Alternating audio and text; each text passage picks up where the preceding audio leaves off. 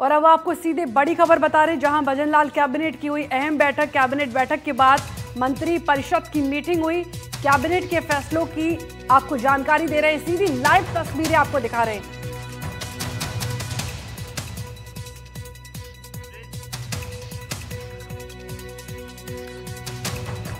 तो कैबिनेट बैठक के बाद मंत्री परिषद की मीटिंग हुई, कैबिनेट के फैसलों की जानकारी दी जा रही है। तैयार किया गया है। आज मंत्रिमंडल की बैठक में इस संशोधन प्रारूप का अनुमोदन किया गया है। राज्य के सभी नगरीय निकायों में सीवरेज व्यवस्था स्थापित कर उसके प्रभावी उपयोग एवं सर्कुलर इकोनॉमी के सिद्धांत पर कार्य करते हुए सीवरेज संशोधन उपरांत प्राप्त जल, खाद, गैस आदि के पुनः उपयोग से पर्यावरण संरक्षण तथा जल स्वास्थ्य सुरक्षा सुनिश्चित करने के उद्देश्य से यह संशोधन नीति तैयार की गई है। इसके तहत उपचारित जल का कृषि, औद्योगिक, नगरीय एवं प्रयोजनों में पुनः उपयोग, इसका उपयोग करते हुए ऊर्जा एवं अन्य संसाधनों की प्राप्ति तथा दीर्घकालीन संचालन संधारण पर विशेष बल दिया गया है। दीनदयाल उपाध्याय शहरी विकास योजना के अपशिष्ट जल से जुड़े प्रावधानों में भी इसको शामिल करने के लिए किया गया। सीवरेज क्षेत्र में निजी निवेश को प्रोत्साहित करने के लिए पूर्व में अपनाए गए हाइब्रिड इम्यूनिटी मॉडल HAM के स्थान पर नमामि गंगे परियोजना के अनुरूप संशोधन HAM मॉडल को संशोधित नीति में अपनाया गया है। इसमें कुल परियोजना लागत की 40% कार्य समाप्ति एवं शेष 60% राशि संचालन संधारण OMD समयावधि में समाहित किस्तों में प्राइवेट पार्टनर को दी जाएगी। संशोधन नीति में अपशिष्ट जल संशोधन संयंत्रों की डिजाइन, उपचारित जल के पुनः उपयोग के पैरामीटरों के आधार पर किए जाने वाले प्रावधानों भी किए गए हैं। जिला कलेक्टर की अध्यक्षता में गठित समिति को शोधित जल के उपयोग को बढ़ावा देने हेतु दरों में रियायती देने का अधिकार भी किया जाएगा। ये संशोधन नीति स्वच्छ भारत मिशन की अवधारणा के अनुरूप सुव्यवस्थित सीवरेज सिस्टम बनाकर सभी घरों को उससे जोड़ने में सहायक सिद्ध होगी। इसी तरह से हमारे शिक्षा विभाग, उच्च शिक्षा विभाग में भी प्रदेश में वर्तमान में राजस्थान कॉलेज एजुकेशन सोसाइटी राजसेज के अंतर्गत 374 महाविद्यालय संचालित है। इनमें सेज का गठन गत सरकार के समय 2020 में इनका गठन किया गया था। राजसेज के अंतर्गत संचालित इन महाविद्यालयों में कुल 10,594 पद है, जिसमें से 5,299 शैक्षिक तथा 5,295 अशैक्षिक पद ये सभी वर्तमान में रिक्त है तथा शिक्षण कार्य विद्या संबल के द्वारा ही कराया जा रहा है। राजस्थान कॉलेज एजुकेशन सोसाइटी राजसेज के अंतर्गत संचालित 374 महाविद्यालयों में शिक्षण व्यवस्था बेहतर बनाने के लिए मंत्री परिषद की बैठक में 4,724 शैक्षणिक एवं गैर शैक्षणिक सुविधा पदों पर भर्ती के संबंध में विस्तृत चर्चा की गई है, जिसमें 3,540 शैक्षणिक पदों पर UGC मापदंडों के अनुसार ही योग्य अभ्यर्थियों का चयन किया जाएगा, जिसमें जो नेट और स्लेट या वो PhD हो तो नेट स्लेट की जरूरत नहीं है उसको। इन सभी पदों पर भर्ती के माध्यम से हायर किए जाने वाले कार्मिकों का सेवाकाल 5 वर्ष का होगा और बैठक के दौरान इन पदों पर भर्ती के लिए परीक्षा में पैटर्न तैयार करने एवं भर्ती एजेंसी निर्धारित तथा राजसेज hiring of man power rules 2023 में संशोधन की संभावना पर भी मंथन किया गया है। प्रदेश के सभी राजसेज महाविद्यालयों में उपलब्ध सीटों की संख्या, विद्यार्थियों के नामांकन और राजसेज महाविद्यालयों के भवनों की स्थिति पर भी चर्चा की गई है। इसके अतिरिक्त उच्च एवं तकनीकी शिक्षा विभाग में नियमित रिक्त पदों पर भी भर्ती प्रक्रिया के समयबद्ध रूप से पूर्ण करने के बैठक में विचार विमर्श किया गया है। नियमित शैक्षिक पदों में सहायक आचार्य 1604 पदों पर अब तक नियुक्ति दी जा चुकी है। और 1250 पदों पर शीघ्र ही नियुक्ति दे दी जाएगी। इसके अतिरिक्त 576 सहायक आचार्यों के अन्य पदों पर भर्ती के लिए स्वीकृति दी जा चुकी है और शीघ्र ही भर्ती प्रक्रिया प्रारंभ की जाएगी। इसके साथ ही 1716 गैर शैक्षणिक पदों पर भर्ती प्रक्रिया संपन्न कर नियुक्तियां दी जा रही है, जिसमें पुस्तकालय अध्यक्ष, पीटीआई, निजी सहायक ग्रेड द्वितीय, कनिष्ठ सहायक, वाहन चालक एवं चतुर्थ श्रेणी कर्मचारी के पद शामिल है। तो जिस तरह से हमारे को कठिनाई आ रही थी कि हम हमारे रेगुलर कॉलेजों में जितने भी हमारे प्राचार्य है, सहायक प्राचार्य है, असिस्टेंट प्रोफेसर, उनको हम उन राज्य की कॉलेजों में हम नियुक्त नहीं कर सकते थे और उनको हम उन कॉलेजों में हम राज्य के माध्यम से, विद्या संबल के माध्यम से लेते थे। अभी मंत्रिमंडल में ये निर्णय लिया गया है कि इनके लिए, इनको सुविधा के माध्यम से 5 साल के लिए हम नियुक्ति दें और भविष्य में उन नियमों को देखते हुए उनको नियमित भी किया जा सकेगा। मैं आगे सम्मान्य हमारे जोगाराम पटेल जी से निवेदन करूंगा कि आगे आप ये उठे कि नहीं, आप मैं इधर हो जाऊंगा।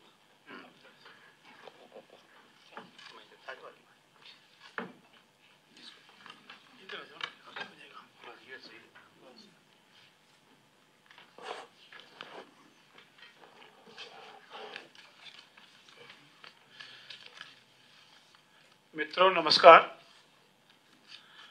हमारे 56 इंच के चौड़े वाले उप मुख्यमंत्री आदरणीय प्रेम सिंह जी बैरवा साहब ने आपसे वार्ता की। 56 इंच कैसे का? बाकी सब हमारे समझदार है, वो सब इशारे से समझने वाले सब लोग हैं। मेरा आपसे अनुरोध है, ये तो धर्म ततो जय। हमारे संविधान में ये व्यवस्था है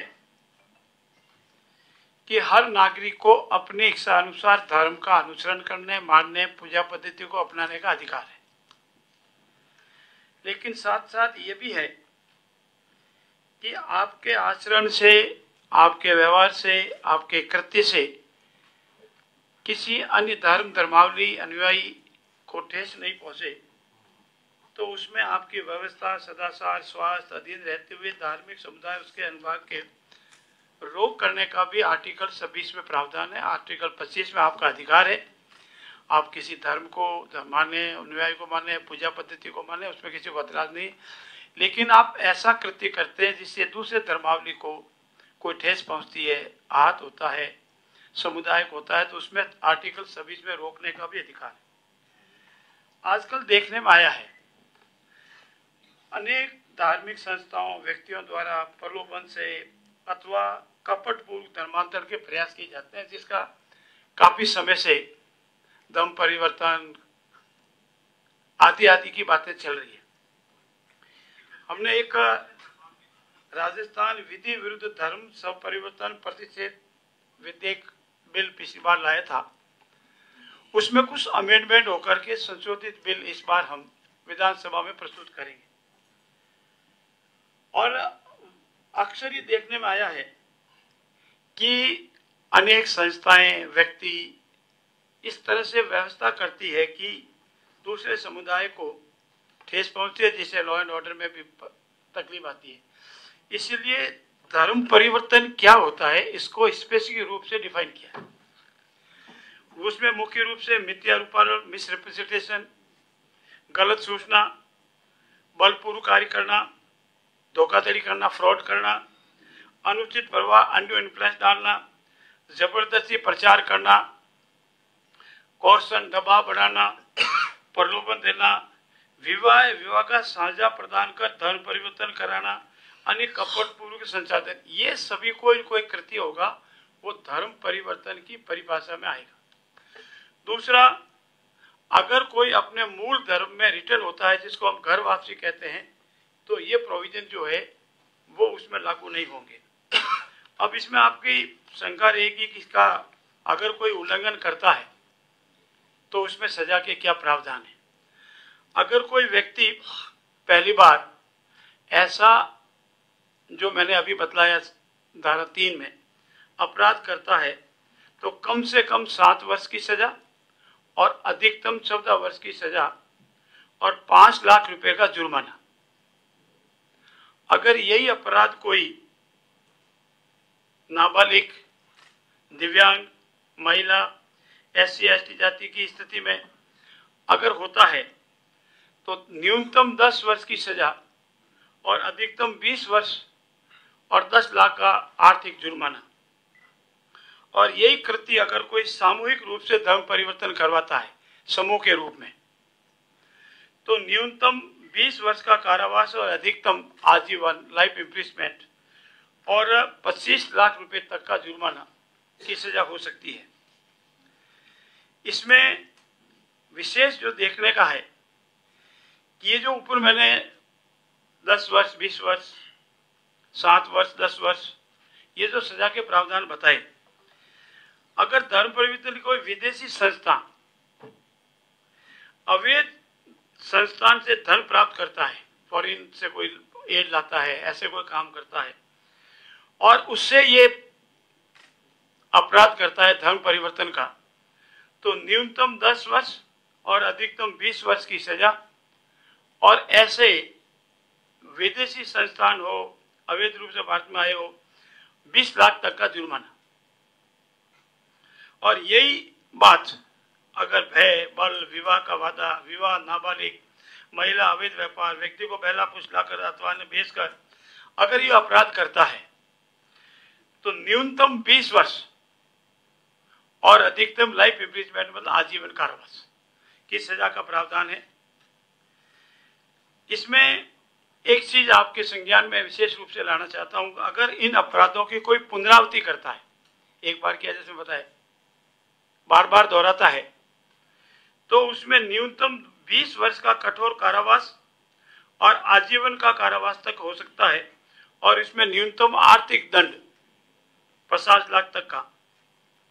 और यही अपराध ऊपर बताया जैसे संस्था द्वारा अगर किया जाता है तो उसका रजिस्ट्रेशन रद्द होगा, सरकार को कोई ग्रांट मिलती है तो बंद होगी, उसकी रिकवरी होगी और संस्था के पदाधिकारियों को वो जो ऊपर मैंने बताया 7 वर्ष, 10 वर्ष, 20 वर्ष, 5 वर्ष वो सजा के प्रावधान होंगे।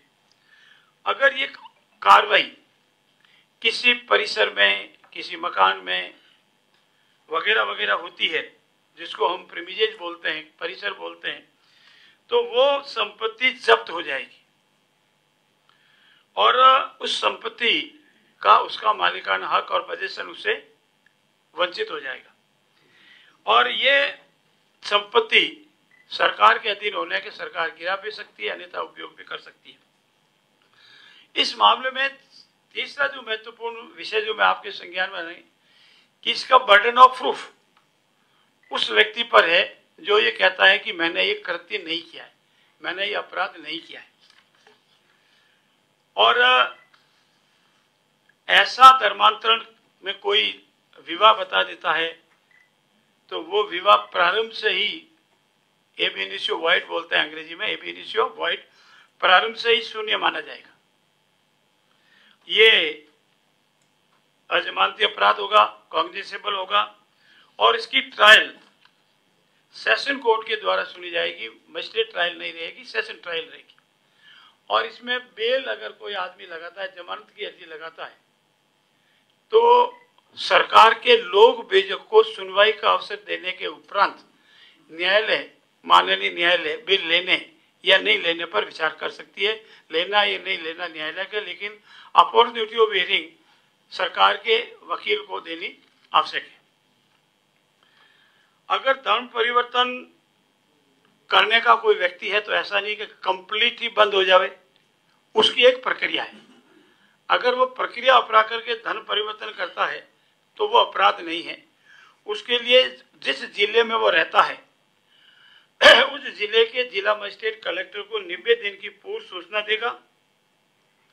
जिला कलेक्टर इसकी जांच करेगा और जांच में संतुष्ट होने पर की स्वेच्छा से अपनी पूरी पारदर्शिता से वो धर्म परिवर्तन कर रहा है तो वो उसको अलाउ करेगा, और इसका उल्लंघन करता है तो वही सजा जो 5 में बताई है वही सजा उसको पुनः मिलेगी।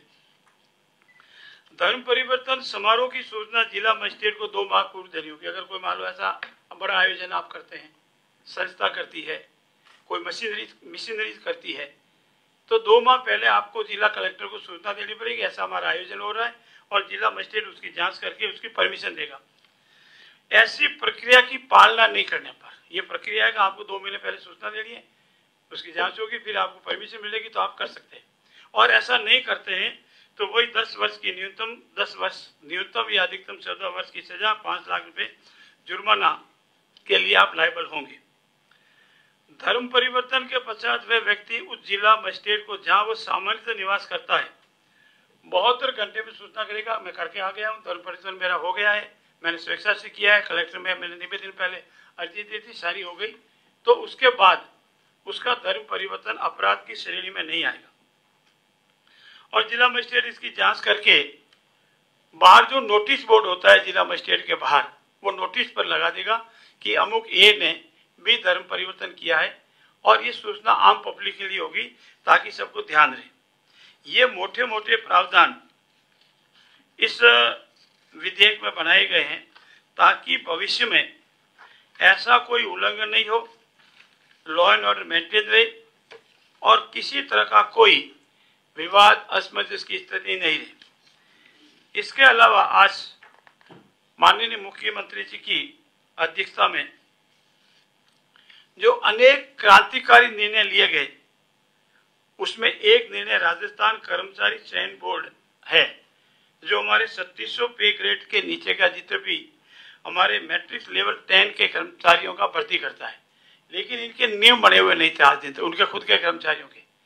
आज मंत्रिमंडल ने आदरणीय मुख्यमंत्री जी की अध्यक्षता में हुई, उसमें इनके सेवा नियम Rajasthan staff selection board gazetted officer का, Rajasthan staff selection board ministerial staff और सबऑर्डिनेट सर्विस का, दोनों के नियम बनाने की अनुमति दी है और विभाग को अधिकृत किया है वो शीघ्र नियम बनाकर पेश करे ताकि इनके खुद के नियम इनके कर्मचारियों के भर्ती के संबंध में लागू हो जावे। और एक महत्वपूर्ण कर्मचारियों के हित में और आज मंत्रिमंडल ने मंत्रिपरिषद निर्णय लिया है आदरणीय अध्यक्ष जी की, आदरणीय मुख्यमंत्री जी की अध्यक्षता में, और इसमें राजस्थान सिविल सेवा नियम 217 की 2nd शेड्यूल में मंत्रिमंडल ने जो अमेंडमेंट किए वो मैं आपको दिखाना चाहता हूं, जो कर्मचारियों के हित में है। उसमें पहला है कि जो सांख्यिकी सहायक पद पर है उसको प्रमोशन का एक और अपॉर्चुनिटी पे लेवल आर्थिक और सांख्यिक विभाग में अधिकारी के रूप में किया जाएगा, उसका सांख्यिक अधिकारी पद नाम से पुकारा जाएगा। एक हमारा जो चतुर्थ श्रेणी कर्मचारी पद लेवल 1 है वो 1 सितंबर 2024 से इसको अमेंडेड होकर के पे लेवल L2 निर्धारित किया गया है। इसके फलस्वरूप पद में पदोन्नति जैसे दफ्तरी, रिकॉर्ड लिफ्टर, लेबोरेटरी बॉय पे लेवल संशोधित हो गया है और इससे हमारे इन अधिकारियों कर्मचारियों को बेनिफिट मिलेगा। एक हमारे जो जेल के अधिकारी हैं, जेल प्रहरी है, उनका भी वरिष्ठ प्रहरी का नाम एक नया पद सृजित किया गया है और ये 2019 में विलोपित हो गया था, इसको वापस सृजन किया गया है। एक राजस्थान कृषि विपणन सेवा नियम 1986 है, इसमें शेड्यूल जो दी हुई है उसमें कुछ संशोधन करके उसमें कर्मचारियों के साथ जोड़ा गया है। साथ ही हमारे जो निदेशक है इस सेवा के, ये राजस्थान राज्य कृषि विपणन सेवा नियम 1996 में, उसमें 100% पदोन्नति से भरे जाएंगे, इनका प्रमोशन होगा 100%। और इसके बावजूद सीधी भर्ती में जो इनकी योग्यताएं हैं वो अंकित की जाएगी और उसमें भी तद अनुसार प्रविष्टियां की जाएगी।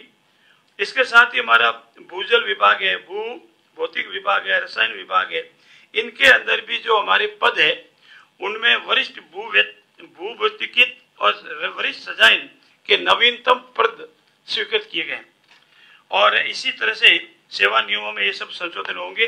ये मोटे मोटे रूप में आज हमारी मंत्रिमंडलीय निर्णय हुए हैं और यशस्वी मुख्यमंत्री जी का ये मानना है कि हमारे अधिकारियों कर्मचारियों के बीच जो भी सेवा नियमों में कई त्रुटि है, कहीं इसमें से परिवर्तन करना है, वो सब किया गया है। मैं आभार व्यक्त करूंगा यशस्वी मुख्यमंत्री जी का कि उन्होंने इस संबंध में संशोधन किया है। अब मैं मेरे साथी आदरणीय सुमित जी को दोबारा से अनुरोध करूंगा कि वो भी आपको संबोधित करें। नमस्कार सभी साथियों।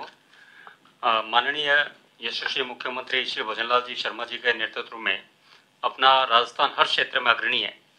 इसी कड़ी में प्रधानमंत्री सूर्यघर योजना के तहत हमारा राजस्थान राज्य जो कार्य कर रहा है वो देश में सबसे महत्वाकांक्षी योजना लेकर आ रहा है, जहां बिजली उपभोक्ता ही ऊर्जादाता के रूप में कार्य करेंगे। ऐसी योजना माननीय मुख्यमंत्री जी लेकर आए हैं, जो बजट में घोषणा की गई थी कि जो भी सौर ऊर्जा का प्रयोग करेगा और सौर ऊर्जा का तो उसे मुख्यमंत्री निःशुल्क बिजली योजना के तहत 100 यूनिट से 150 यूनिट की बिजली मुफ्त दी जाएगी।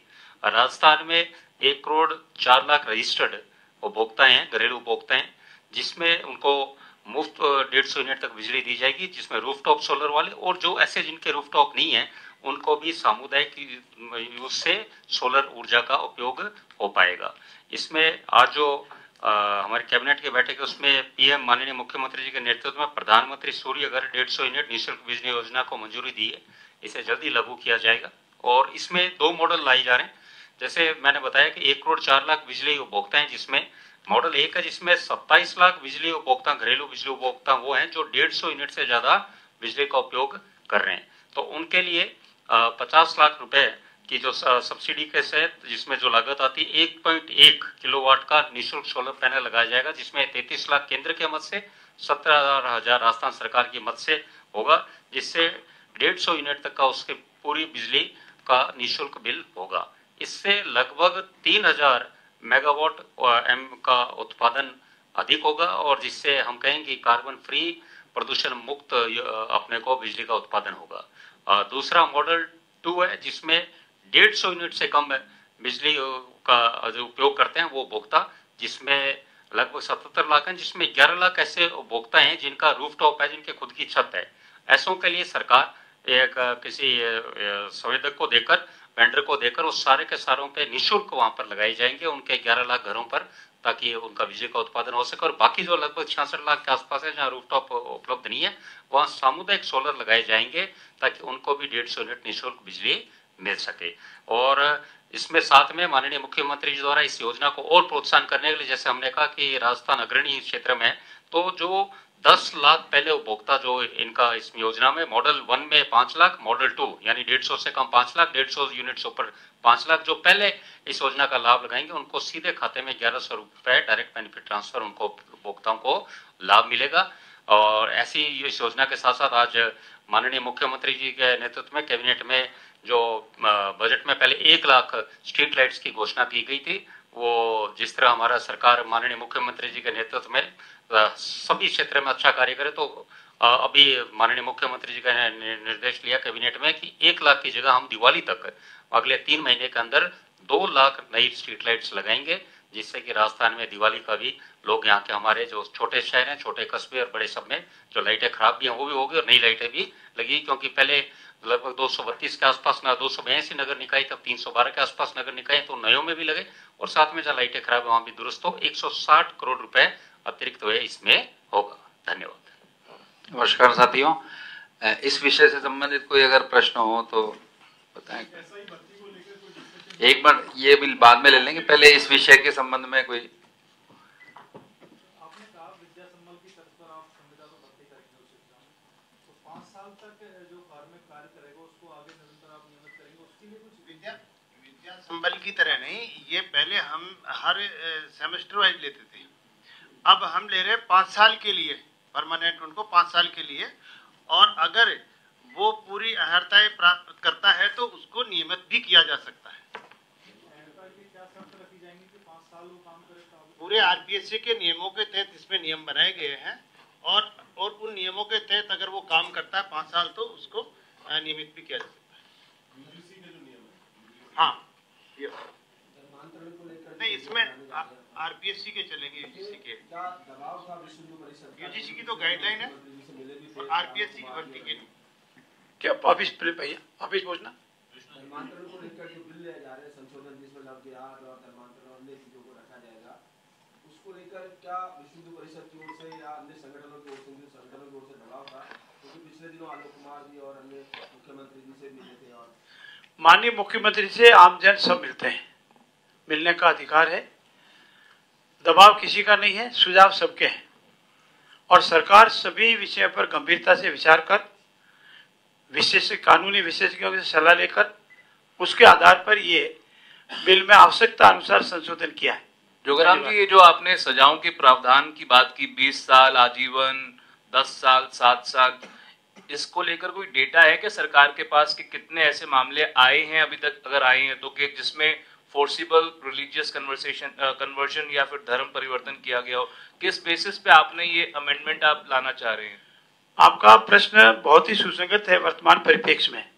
चूंकि ये कानून पहली बार आ रहा है, इस कानून के अंतर्गत डेटा नहीं है, लेकिन वो लाना चाह रहे हैं। जवाब पूरा दूं, मेरा सुन लें, फिर आपको बचे तो और पूछ लेना। इसीलिए इस कानून के तहत डेटा नहीं है, लेकिन जो आईपीसी का ऑफेंस है या अन्य कानूनों के वो अलग अलग है। हमारा ये मानना है कि ये जो सजा का प्रावधान किया है, हिंदुस्तान के अन्य राज्यों में ऐसे ही कानून बने हुए हैं, उन सब की स्टडी करके हमने समग्र सबके संतुलित कानून कैसे हो सकता है उसको आधार रखा के सजा के प्रावधान किए। मतलब डेटा नहीं है और राज्यों के देख के आपने ये लेकर आ रहे हैं?